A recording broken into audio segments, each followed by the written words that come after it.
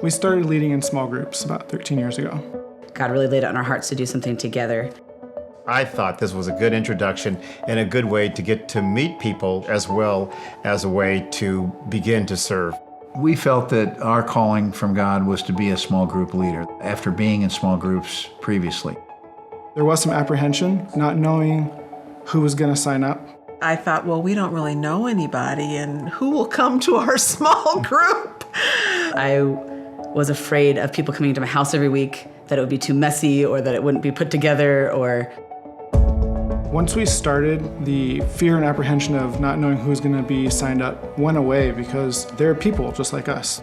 The first night of the group, we had quite a few people that came. We found that the people that were coming to our small group also had children and didn't expect the house to be perfect. The small group staff really supports you. They have a campaign every year to help people get signed up for your small group, so you don't have to go out and search for people. We feel so supported by Dale and his team. They make it easy. They really do.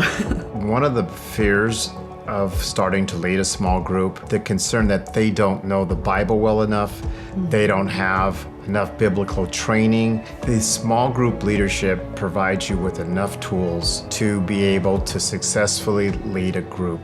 They prepare notes each week so we can use it in our small group to help us get deeper.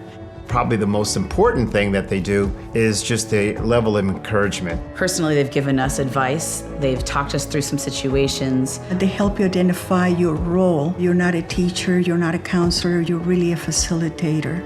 We get participation and discussion going with every member of the group. We don't just lecture to them at all. I don't see myself as a biblical leader. I just see myself helping people figure out how do we apply the Bible to our lives.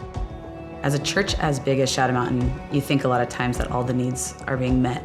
But I know there's a big need for leaders at Shadow Mountain right now. Currently right now, we have people who want to be in small groups and there's no group for them.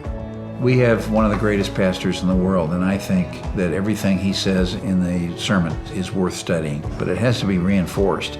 And we feel honored to be able to reinforce those biblical messages.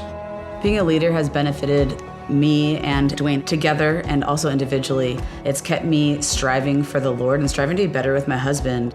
It's defined who we are and has defined our spiritual walk. I don't even think of it as our small group. We have really become family. If God is calling you to do this work, do it.